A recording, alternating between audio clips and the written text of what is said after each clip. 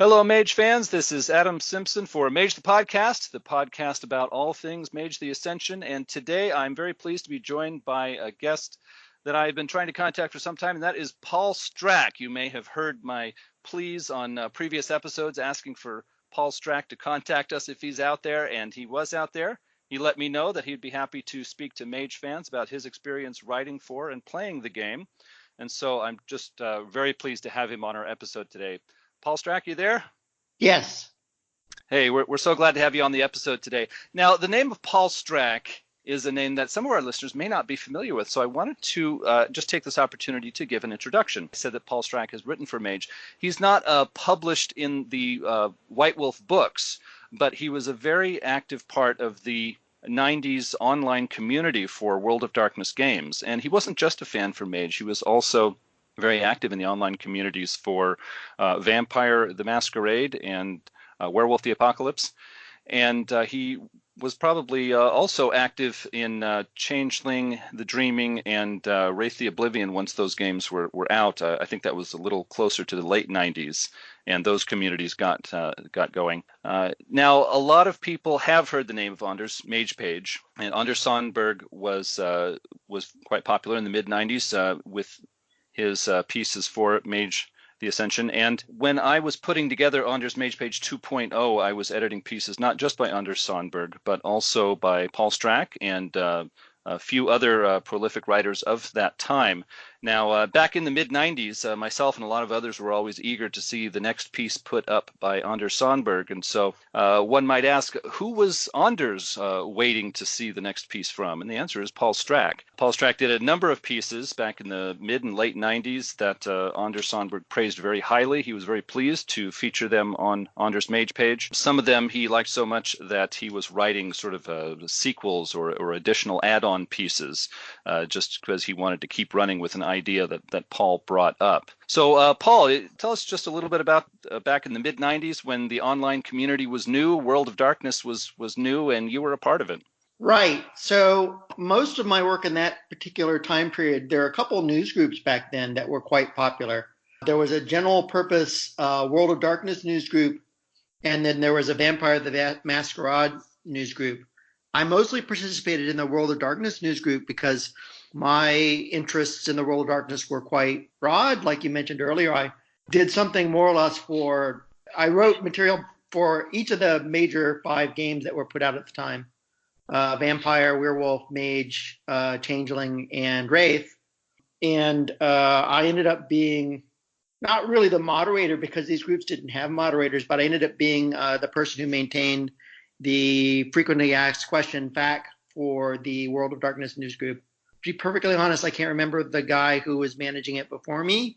I think it's in the actual FAQ itself, but he handed it off to me. So I maintained a lot of basic information about those for the news groups because that was the medium that a lot of us participated in back in the late 90s. We're talking about sort of very early days of the internet's. The internet was not yet as commercialized as it is now. Most of the stuff that people put up on the internet was fan-based material.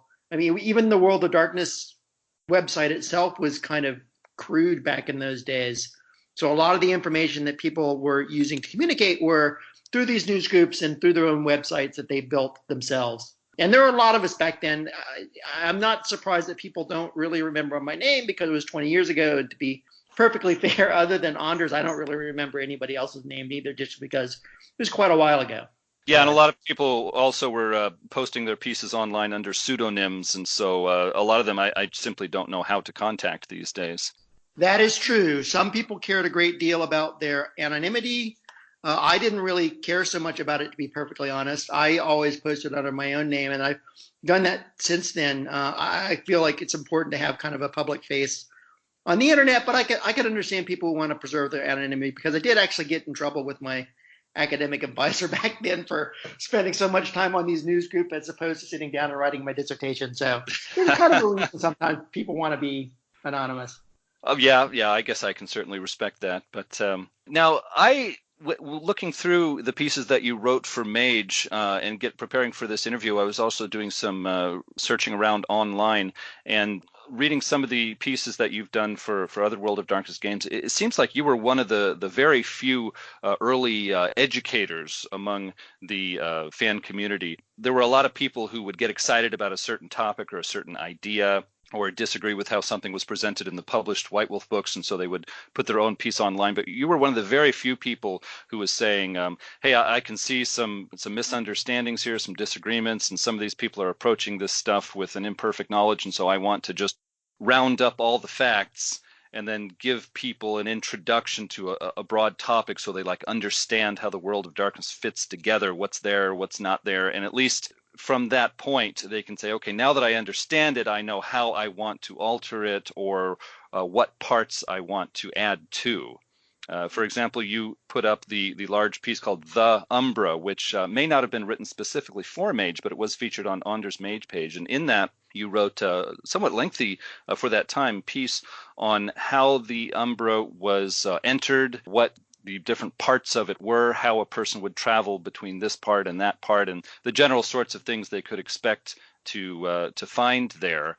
And so I broke that up into different pieces for Anders Mage Page 2.0, but I noted that when it was a part of Anders Mage Page back in the 90s, Anders himself introduced it with this note that this is an excellent explanation of the Umbra, which back in those days, Anders was rather sparing with his praise, and so I could tell that really got his attention. So would you say you were something of an educator back then? My approach to the material was sort of a side effect of the way that White Wolf was originally approaching the game line when they first started publishing things. It's quite a while ago, but when White Wolf first started publishing their game lines, they were nominally in the same universe, but the way that all the first edition books were written, they were designed to be independent games. So they were kind of in the same world, but kind of not in the same world, just because White Wolf didn't want to box themselves in to providing a coherent rule set. They didn't want to make the individual games weaker by trying to make them all fit together, which is a design decision that I can kind of understand why they went about doing it. But a lot of people, myself included, even for the early iterations of the game, were interested in the entire world, the entire universe, and how it all fit together, even though White Wolf itself wasn't really addressing those issues at that time. So a lot of my work on the early version of the game was trying to figure out, okay, you got werewolves, you got mages, you got vampires. They all kind of exist in the same world. How would they really fit together? So the work that you specifically cited, the Umbra book, what I did basically is I took the material in the different game lines and I tried to figure out how could this be put together into a coherent whole? How could we take like the presentation of the Umbra that was in the werewolf books and the presentation of the Umbra that was in the Mage books and the presentation of the Umbra that was in the Wraith books and put them into a single coherent system. Now, part of the reason why people may not be aware of this work is, later on, White Wolf actually got a little more rigorous about saying, oh, these really are part of the same world. How do these all fit together? So in some respects, some of the work that I did was superseded because White Wolf themselves eventually started treating their game line a little differently as part of one single coherent game world. And that's certainly something that they definitely did with, the World of Darkness 2.0, where they, from the very beginning, they say, no, these are really all part of the same thing. Yeah, that's what is often called the new World of Darkness as compared to the classic World of Darkness, which is Mage, the Ascension, and Vampire the Masquerade, etc., fit into classic World of Darkness. That's a topic that I'm looking forward to discussing a little later in this episode. But for now, I wanted to also mention two pieces that were later put onto Anders' Mage page called Demographics in Mage. And the second one, written just a month later, was called Demographics in Mage 2. I mentioned these pieces specifically because as I was doing some online searching and trying to find a way to contact Paul Strack before I eventually did get in touch with him, I noticed that once Anders' Mage page went down somewhere in 1999 or 2000, there were a lot of people who were specifically asking for demographics in Mage. They wanted these articles. They were saying, look, it used to be here. I can't find it now. I want to read this. Someone told me about it, or I read it a while back, and now I'm running a Mage Chronicle, and I really want this article so I can sort of put it all together and see how I'm going to get a big picture view of this setting. In Demographics and Mage articles, first and second, Paul did a very good job of presenting this idea of a mage mystical community that spanned the globe. How many are there? And if you have more or less, how is that going to affect this mystic society? How are they going to interact with each other if there's a whole bunch in a given city or if there's very few mages? And he went on from there to talk about how the different factions would be affected by having more or fewer numbers, and a number of other related ideas. It was just, I thought, a brilliant piece, and it has helped over the years a lot of people get a handle on the mage setting as a whole so that they can then have a sort of a stepping off point to say, okay, now that I understand it, I want to change it like this, or I'm going to set up my Chronicle like this. So have you also been requested a lot of times for these demographics articles? It's kind of interesting that you bring this stuff up. The interest in the demographic articles is something that happened more or less kind of as I slid out of the community and was no longer an active participant in it. My original motivation for writing the demographic articles, and I actually ended up writing them for all the game lines, not just Mage, but also Vampire, Werewolf, Changeling, and so forth. I wrote those articles, again, to sort of fill what I thought was a gap in White Wolf's own writing of the material. So White Wolf themselves were often fairly vague about exactly how many supernatural creatures existed in their game world.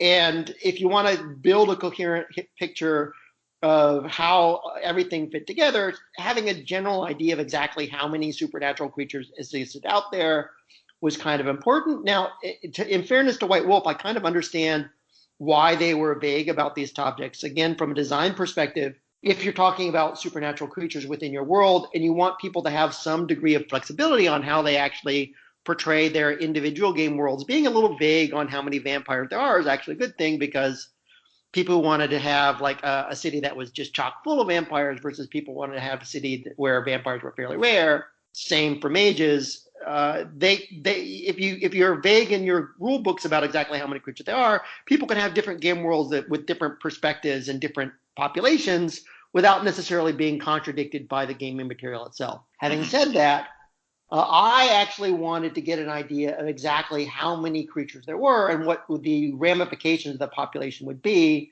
So I wrote those demographic articles not as a way of sort of defining what I thought was an authoritative list of those populations, but providing sort of one possible scenario that was worked out with ramifications explored for how many of those people there were. The Mages stuff in particular, when I wrote the demographic articles for Mage, one of the issues that I had with the original portrayal in the Mage rules is the way the rules were written. Theoretically, the probability of becoming an awakened being was more or less kind of at random across the human population across the entire globe, but the Mage rules themselves were very sort of Eurocentric in their portrayal of awakened beings. So you had like the Dream Speakers, which sort of represented more or less the entirety of the Thurible population, and then you had the Akashic Brotherhood that sort of represented the Asian point of view. But then more or less everything else was Eurocentric. So when I wrote the demographic articles, I wanted to think, okay, if mages are roughly evenly distributed around the entire world, what does that mean? And so I actually tried to come up with a worldview that portrayed mages in cultures other than Western cultures and how they would fit together. Now, again, this is something that White Wolf themselves did in a little bit more detail in later game lines, but I wrote my stuff before they wrote their stuff. I was kind of saying I don't think they based their material on mine, but I was writing what I thought was a gap, writing to fill a gap that existed in the early game lines. Yeah, reading your material and then reading the White Wolf books and looking at when they were written, I actually sometimes wondered if there weren't some ideas or just general topics that they sort of borrowed from some of your pieces, because not long after they started to cover a lot of these things. But from the record we have, it looks like you were one of the few trailblazers who was moving ahead into territory that they later covered in published works. Well, to be perfectly honest, I wasn't the only person talking about it. I just happened to be the only person that sort of wrote things down into an article that happened to survive. If you go back, if you actually look at the old archives, and I'm not recommending people do because they're quite extensive, but a lot of people talked about this stuff. This was a hot topic of conversation back in the early days of the White Wolf game. As you know, how many vampires would there reasonably be? How many major they are? What impact would they would have on society? There were long conversations about these.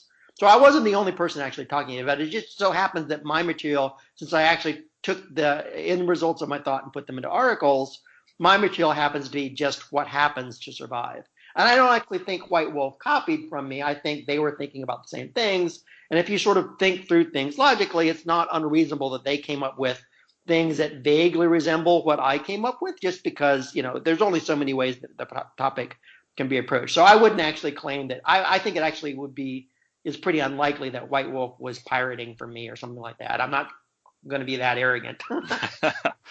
Yeah, probably not. But I do appreciate the work you did to sort of solidify these discussions because, when I was putting together Anders Mage Page 2.0, I was digging through a number of those archives. And yeah, it can be a little tedious to get through, 20 different posts on a given topic, whereas you would write an article and sort of put everything together in a very readable, understandable form. Demographics in Mage I thought was quite useful for the early Mage community because there were a lot of people that would read the game books, and there were a lot of things left vague deliberately in those game books so that individual storytellers would have the freedom to set up their chronicle and their chronicle setting in any way that they liked, which I certainly agree with. But what I think a lot of people weren't understanding was that different people got different impressions from reading these books. One person would say, oh, there must be all kinds of mages rubbing elbows in New York City. And then the next person would say, wow, I'll bet there's only 3 or 4 mages in all of New York City. And it's fine to have these assumptions for your own chronicles. But when people got together and started playing with each other or having online discussions, I think there were some unfortunate misunderstandings where some person would think it was one way and another person another way. And so your articles kind of laid it down and said, look, this is the scale we can slide across, and here's how it looks at this end, and here's how it looks in the middle, and here's how it looks at the other end. And I think that informed a lot of people's understanding of World of Darkness, where they started saying, oh, well, I was making assumption A, but my friend was making assumption B. Now we can really talk to each other. Yeah. Either scenario is fine. You just have to think about the ramifications of your assumption. So if mages are common, that has ramifications. If mages are rare, that has ramifications. You just need to think about what the effect of your assumptions are. And different games can use different sets of assumptions, and they're all fine, but it's worth exploring what the ramifications of your assumptions are. Yeah, I just like to lay everything out on the table and say, here's the possible assumptions, and here's what we can do with them. I just really enjoy articles that do that for us. Well, one of the things that was important to me, one of the things I really liked about the World of Darkness books, especially even in their very earliest forms, is they were very compelling in the sense that they had very rich cultures for their supernatural creatures, especially in Mage. You had Mage traditions that were tied into real world magical traditions, and they had systems of ethics, and they had histories, and they had personalities, and there were really things that you could engage with. And so one of the things that I tried to address in the demographic articles that I wrote is, in order to have a culture, you have to have a certain level of population. So if you're going to have these rich mage cultures, you need to think about how many mages are there, how are they structured, how are the hierarchies arranged, and how is this culture being propagated? Because if there's only like a half a dozen mages associated with a particular tradition in a particular area, that's not really enough people to maintain any kind of cultural continuity. You're not talking about a culture when you only have 6 people. You're talking like about a club or like a knitting circle, something very small. One of the things that I did in the article that I thought I worked fairly well is I cheated by basically saying that the mages themselves were in some ways associated with groups of lesser mages, heads mages, and those groups shared the same kind of ethics and culture of the tradition mages, and therefore they got some degree of cultural continuity, not just from themselves, but from their associations with other less powerful mystical groups that shared the same ethical framework or cultural framework as the traditions themselves. Yeah, I think a lot of Mage fans tend to forget at times about the hedge wizards, or I guess sorcerers, as they're sometimes called in the published material, and how they have an effect on magical traditions and older societies and cultures in the world of darkness. It's a topic that would be fun to visit in future podcasts in this series. But for now, I wanted to turn the page a bit and take a look at an idea that I'm hearing about more and more now called tiered play. Now, this is a newer term to me, but as I understand it, this is generally a new approach to World of Darkness games, where instead of a player coming to the table for session 0 and making a new character exactly how it's described in the book, and then choosing a clan for vampires or tradition for mages or convention, etc. They simply start out the game as a character that has just stepped into, just stepped beyond the veil, just learned about the world of darkness, and has not yet chosen a side, or doesn't yet have any established goals or opponents or anything like that. And so I have heard that tiered play is often a preferred method for introducing people who are new to role-playing and new to the world of darkness into a game, so that they can slowly, by steps, learn a piece at a time of the large and rich, varied world of darkness setting. But this is not only something that can be tried with people who are new to World of Darkness and new to role-playing. It's something that can be tried with any group. Now, I heard that you were doing something rather similar to tiered play a while back with your own players. Could you tell our listeners a bit about that? Yes. So I ran a game back in the mid-90s where the premise of the game was that we were going to play ourselves as characters, as supernatural creatures in the world of darkness, with us exploring the world of darkness with the only change in our personalities being that, in addition to being who we were also some form of supernatural creatures. This was a game where we had a mix of supernatural creatures. So we had 2 players who were playing mages, 2 players who were playing vampires, and I ended up playing a werewolf. And we rotated the game master duties among us. So I played sometimes and I ran sometimes, and we shared that among ourselves. And the way that the game started was I ran the initial session and I created a divergence point where basically I assumed that the history of the game was the same as the history they had in the real world, except one evening we went out and as a group of friends, and 2 of us were attacked by vampires and turned into vampires. Another 2 of us awoken, and then we did some sort of supernatural hand wrangling that ended up with me becoming a werewolf. And it was a pretty interesting experience. So the way that we built the characters is, rather than sitting down and going through and trying to min-max our characters and make them optimal and build a personality, what we did instead was we said we're going to build balanced characters that we think are the best representations of ourselves that we could manage. That's kind of how we got around people's egos of saying, oh, I'm super smart and super strong and so forth. Well, you can't do all those things. You got to you have to fit your character within the game rules, but try and make it as good a representation of yourself as we can, which meant that our skill distributions were very different from a normal starting World of Darkness character, because we didn't actually have much in the way of combat skills, because we as people didn't have any experience with learning how to fight.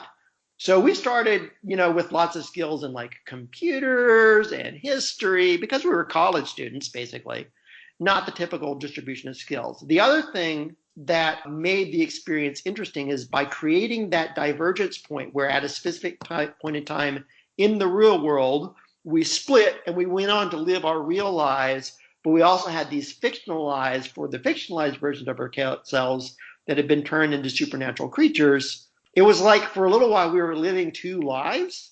We were living our real life and we were living the game life, where our personalities diverged based on experience in this sort of new supernatural world. So would you say the resulting Chronicle was quite different from other World of Darkness Chronicles you'd run before that point? Yes, and it was also very illuminating in some ways, because we were exploring not just ourselves, but also how we would change if we were forced to experience the things that a typical World of Darkness character goes through, So just to kind of give an example that fits into the tiered play idea, one of the players said, we did all get to pick which supernatural race we would end up being, and one of the players said he wanted to be an Akashic mage. So that's how he awakened. But very early on in the campaign, he ran into some technomancers, and I presented an argument to him from the technomancers, from their point of view, saying, here's how we think that the world should work, here's how things should be organized. We're trying to protect humanity from all these other supernatural races. I came very, very close to persuading him to becoming a technomancer instead of a Akashic brother. It was a very gratifying experience. Now, we went back to talk to the other players, and they said, no, this is a terrible idea. These guys are all horrible assholes, and you should know that. But but it was very effective in terms of like illustrating that these different groups have their own points of view, and from their own points of view, they are behaving in a perfectly reasonable fashion. The other aspect of it is, our game characters, even though they were originally started off as versions of ourselves, diverged in many ways from every player actually had this experience. Their game character ended up being a different person from the real character, just because their life experiences were different. So my character who is a werewolf, I'm very much a pacifist myself. I don't like violence, but my werewolf character ended up becoming extremely aggressive because in that worldview, the things that we were fighting against were so horrific that it made perfect sense to try and interact with them only in violent ways. There was no way to reason with them. Ripping the pieces was a perfectly logical thing to do. So my character ended up becoming an extremely violent person, very different from me as in the real world. The people who played vampires actually ended up being a somewhat depressing experience, where they were both fairly nice people, but as vampires, they were forced to adopt a lifestyle where they were forced to be secretive, where they were forced to manipulate other people, where they were forced to basically become parasites on society in order to survive and enter the vampiric world of these intense politics. And they became, just in order to function as they did within the societies that they were a part of, they became much less nice people, scheming manipulators, and so forth. It was illustrated. The two mages also ended up diverging. One of them was a dream speaker, one of them was a cosmic brotherhood.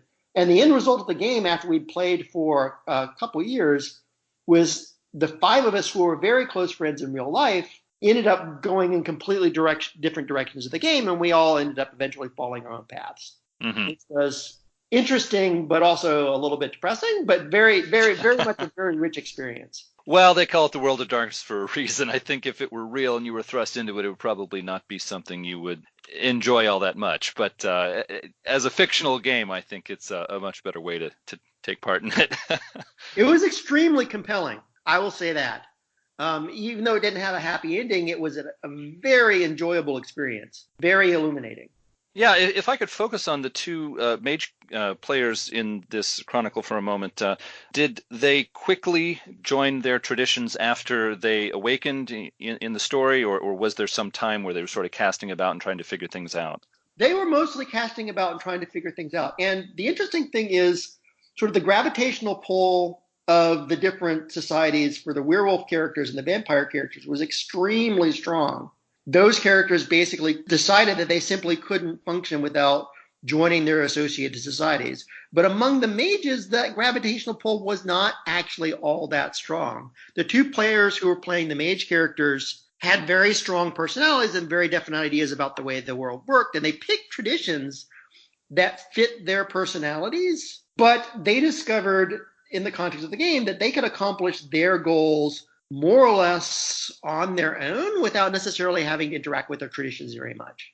So we spent probably the least amount of time with the mage traditions, just because the people who were playing mage characters were able to meet their goals and do what they needed to do without necessarily drawing on their traditions very much. Okay, so I guess in that way, it does connect pretty well with this concept of tiered play, where a character will awaken and then spend some time playing through game sessions where they're an orphan, basically, not a member of any group, and just trying to figure out themselves and their new life. And then they're offered a choice to join a tradition, and then how much involvement they have is something they can work out in game sessions instead of before play starts. Yeah, basically what they did was early on, they were more interested in being friends with the rest of the group than they were in joining their traditions. They didn't actually join their traditions until fairly late in the game, after the group had more or less dissolved and followed its own path. Mm-hmm. Okay, yeah, that it does open up some new ideas and some possibilities for me. I must admit that back in the 90s and early 2000s, when I was more active as a mage storyteller, I was kind of taking the default setting mentioned in the books and having my players choose their groups before play started, and then giving them, a one-on-one session to bring their character up to speed. But tiered play does sound like a lot of fun, and sounds like it holds a lot more possibilities than just educating newbies to the game, but new ways of play, new ways of interacting with the setting. So something I'm going to consider for the future, and hopefully our listeners will get some ideas there. Now, the final topic I wanted to discuss today is joining Mage the Ascension with the newer game Mage the Awakening. Now, in 2005, the new World of Darkness was in full swing, and the classic World of Darkness was much less active. And in the new World of Darkness, 5 games, and I think even more than that, were put out. There was a vampire, there was werewolf, mage, changeling, wraith, but the setting of those games was quite different. It had no connection to the setting, the world, I guess you could say, of the classic World of Darkness. And now the rules were quite similar, although revised, and I've heard many people say streamlined in very positive reviews. But I never got my hands on Mage the Awakening book, so I really don't know very much about it. Now, I heard that you tried running a Chronicle that was in the setting of Mage the Ascension, but used the rule system from Mage the Awakening. Is that right? Yes. When the new World of Darkness books were published, they were received with the community with fairly mixed feelings. There were a fair number of people that were loyal to White Wolf as a company and loyal to White Wolf as a brand, and they were willing to sort of do more or less anything that White Wolf took on. But there were quite a large number of people that were invested in the game worlds and not the games, and they liked the setting of the previous systems a lot more than they liked the setting of the new systems, and they were unwilling to make that shift, and they stuck with the older games. And then there are a bunch of people like myself who are on the fence, who like some of the ideas that White Wolf did with the new game lines, but preferred the old settings. The new game lines, in terms of game mechanics, I personally feel were a major improvement over the original games. The original games aren't bad, but they are showing some signs of age. Some of the basic game mechanics they did in the original system were a little bit wonky. Not everybody necessarily cares too much about game rules, but some of the way that difficulties worked in the old World of Darkness, where you have a sliding scale of difficulty and a fixed dice pool, meant that weird things happen at the margin when the difficulty gets really high or the difficulty gets really low. The rules kind of break down and don't function as well. And they resolved that basic mechanic in the new World of Darkness by having a fixed difficulty. The difficulty was always 8. And then they had this rule where 10s exploded like they did in the old World of Darkness, where if you got a 10, you got to reroll. And by making that change and sort of simplifying the mechanics, it made the system a lot more stable and more predictable. You didn't get the same kind of degenerate behavior at the margins that you did in the old World of Darkness. This is not to say that the new system is perfect, but in that respect, it was an improvement over the old one. It also made the rules easier to understand, because if you just crunch the numbers a little bit, you can say that if you have a success on an 8 or higher and 10s explode, that basically means you can expect to have 1 success every 3 dice, and it made it easier to kind of guess.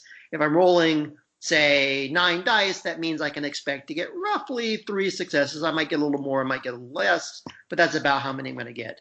And since the system is more predictable, it made it easier to build rules around the core system that were more stable and straightforward. In terms of Mage the Awakening itself, the game mechanics in Awakening versus Ascension, the basic magic system is similar enough to the old magic system that translation is not that bad. They have 10 spheres of magic rather than 9 spheres of magic, but they basically just took the sphere of entropy and split it in two, into death and fate. And other than that, the basic premise of the magic system is very similar. You have improvised magic still. You have the magical spheres. You have scores that were very much like Arte. And basic premise of the system, translating between the two is not very difficult because you have the same basic scope of magic.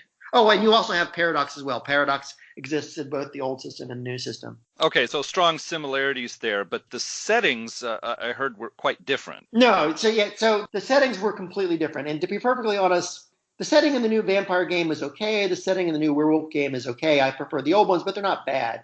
But the setting in the new mage game was just bog standard boring. Just really, really dull, especially compared to the old setting. In terms of this, it's interesting. In Mage the Awakening, in terms of the new game line, that is the book, rule book where I like the rules the most and I like the setting the least.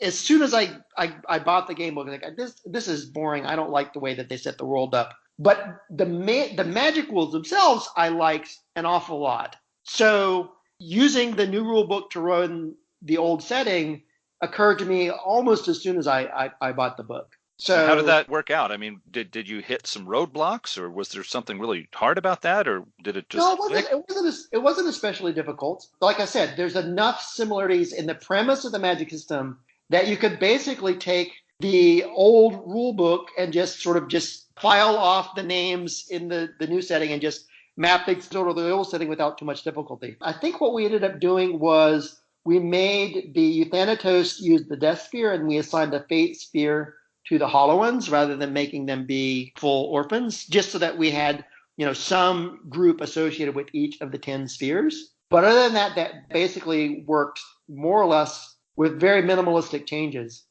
The other thing about the new rule system is it fills what some people consider to be, it solved what some people consider to be a problem with the old rules.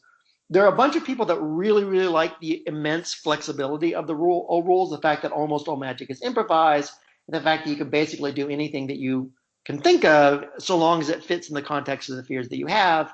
And there's essentially no safety net in the rules for you that limit you in what you can accomplish. And a lot of players find that to be extremely rewarding, but there are another group of players that find that to be paralyzing, that it puts too much burden on the players to be creative in the moment.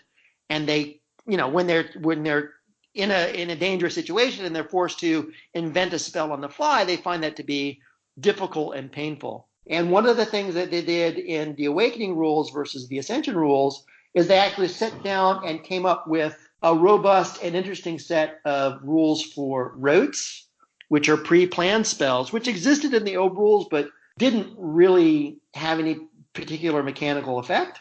Whereas in the new rules, if your mage actually sat down and practiced a particular magical effect, then they would become better at that magical effect and they could use it more effectively than they could their improvised magic. So in the rules mechanics, there's an actual advantage to using rotes over using, I guess, dynamic magic. Yes, yeah, and it's a fairly significant advantage. It's an advantage that is significant enough that building a character that mostly focused on rotes as opposed to improvised magic is something that's both viable and effective. Whereas in the old rules, your rotes didn't really have much of a meaning at all, to be honest. Okay. At this point, I'd just like to interject one thing for our listeners. There is a book out by onyxpath Publishing, and it's called Mage Translation Guide, and it specifically addresses the topic of taking Mage the Ascension, Mage the Awakening, and either mixing them or using one setting with the other's rules set up. You can get that as a $5 PDF download or a $10 paperback book that you can have shipped to you. And if this topic interests you, that book is recommended. But please continue. Yeah, it's another example of White Wolf basically at some point codifying the things that the fans were already doing.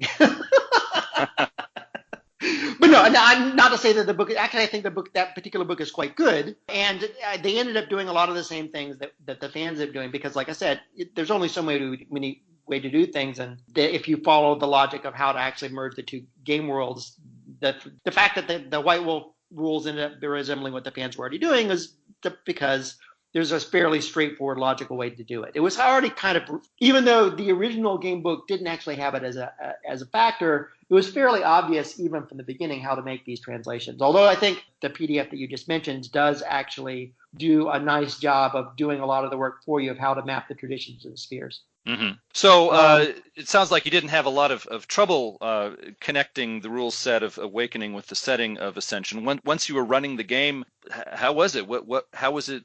Was it better or easier in some way? I think it's better, but again, it depends on the kinds of players that you have. The players that I have actually liked having the more robust, detailed ruled set that they could lean on in order to figure out how the world works, as opposed to the very open-ended, loosey-goosey rules of the original Mage rules. And it depends on the kind of players you have. If you have players that want that freedom and creativity to do more or less whatever they can think of in the moment, then maybe the old rules will work better. If you have a group of players that want a stronger foundation, a more detailed rule set, so that they don't necessarily have to be quite so creative in the moment, that they can actually lean on the rotes that their characters have and use those rather than having to make up something on the fly, then that system might work better for your particular group. Yeah, I can see one possibility as I hear you describe this. There's in the general, at least in the U.S. now, and probably a lot of other places as well, there's a large interest now in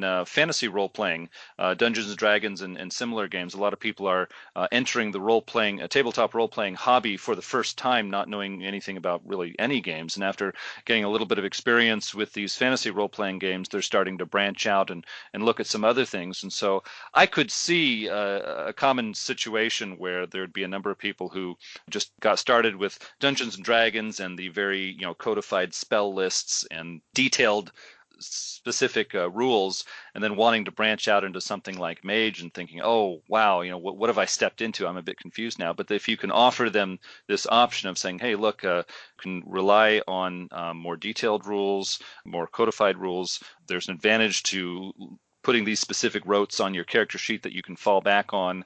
That could be a nice introduction, and for some people that would be a nice intermediary step before they step into the full-blown Mage 20 or Mage 2nd Edition and really experience a more hands-on session where they can really grapple with the rules and don't have to rely on a hard and fast scaffold to support them. Well, the Awakening rules do also have improvised magic, too. So the nice thing is the characters start off focusing mainly on the rotes, but if they end up in the situation where their rotes won't help them, then they can always improvise magic. It's there in the rules. It's just that they're not forced to do it all the time. Yeah, but it sounds like in the Awakening rule set, the dynamic magic is has a little bit less of a mechanical advantage, which at times would make it more dramatic and certainly an excellent addition to a Chronicle. But it does sound like it is a bit different from Ascension rules. It is and it isn't. So I said earlier it's possible to build a character in the Awakening rules that is very rote focused and sort of use regularized magic and make that particular type of character effective. But it's also possible to build a character that is focused mainly on improvised magic, just depending upon which set of stats you improve. So if you focus on improvised magic and you put your points into generalized magical abilities and raise up your spheres and so forth, you can actually make a character that is very effective as an improvised mage as opposed to a mage who has a lot of rotes. The difference being that the characters actually end up being different in the way that they function. A person who focuses on regular rote magic is going to have spells that are safer and more reliable because they generate less paradox, and a character who is focused on improvised magic will have magic that is more flexible and could do more things, and they have fewer limits on their freedom, but then they suck up a lot of paradox and they're increasing their risk. So you can play both types of characters, and the improvised magic character in the new rules ends up being not that different from the way mages behaved in their old rules, where their main limiter was not on what they were capable of doing, but on how much paradox they generated and how much reality came along to punch them when they pushed things too far. I see. So if any of our listeners wanted to try this for themselves, it sounds like all they would need is the Mage the Awakening core book and then possibly Mage the Translation Guide. And those two books added to the Ascension books that they already have are probably enough to get going. Yeah, you can pretty much just completely ignore the new setting. One of the advantages of the fact that the new setting is so bland is it makes it very, very easy to ignore. It's not really, in the old World of Darkness, the setting was baked into the rules very hard. So extracting the setting from the rules was difficult to do. One of the nice things about the new World of Darkness is that the setting and the rules are not so intimately tied together. So rewriting the setting but keeping the rules is less difficult to do. So I was just looking up on Drive-Thru RPG and finding that Mage the Awakening second edition is still available for people. That's listed as being a $20 PDF or a $40 hardcover book. And so together with the $5 PDF for Mage Translation Guide, it looks to me like that is all that a person would need to get the full benefit of mixing Awakening and Ascension together. Do you think that's all that's needed? Oh, definitely. One of the not so nice things about the new system, the fact that the new setting is not very interesting and is fairly bland makes it easier to disentangle the rules from the setting than it was in the old system where the rules in the setting were tightly interwoven. So it's actually not difficult at all, especially using the guidelines that Whitewolf provided, to completely ignore everything that the Awakening setting and replace it with the Ascension setting without a lot of difficulty at all. The settings chapters in the Mage the Awakening book are actually not all that long. The bulk of the rules are in the Magic, and that is stuff that you can use more or less with very little modification. I was just wondering, what about particular cases where they find some talisman or rote from the Ascension rules, and they say, "Oh, I like this one so much; it's so specific to this group. It'd be great for an NPC." What about translating one of those? That's again, it's just a magic system, right? So theoretically, anything is possible. So it's actually, you might have to do a little bit of work to translate the old World of Darkness talisman or whatever into the new World of Darkness rules, but you have basically the same magical spheres as you did in the old system, and since the old rules were based on the spheres, it's just a matter of switching from the old spheres to the new spheres. I mean, the old system was basically anything goes, and the new system has enough anything goes in it to allow you to port over any more or less whatever you want without too much difficulty. There's some things in the old rules that don't exist at all in the new rules, like, for example, the Vulture Web. But there you can basically just steal the old ideas from the old rules and port them over to the new rules. Any game master that's running Mage the Ascension is going to have to be used to improvising. So improvising in the context of the new rules shouldn't actually be that much of a stretch.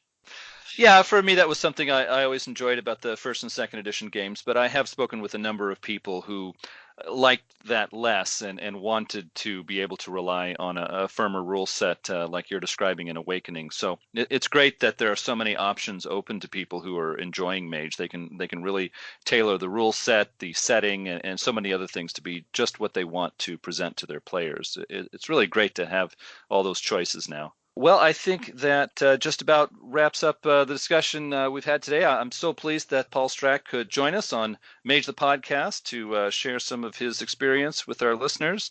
Now, one thing we often do at the end of an episode, Paul, is just to open it up to our guests and ask, are there any projects or anything you're working on that you'd like our listeners to know about, perhaps a website or some reference you'd like to pass to everyone? Most of the material that I have that I think that is worth promoting and reading, you've already recorded on your new Anders 2.0 webpage. So I would suggest that people who are interested in my material that they actually go there. Yeah, I remember when I was editing the pieces and finding them and putting them together to build up the Anders Mage Page 2.0 site. I really appreciated whenever I came across a Paul Strack piece because it's like, oh, this doesn't even need any editing. Just a quick scan. I mean, typos are not going to be there. The grammar is going to be perfect. Everything's going to be well explained. It's like I could basically rubber stamp this. It was so nice working on your pieces.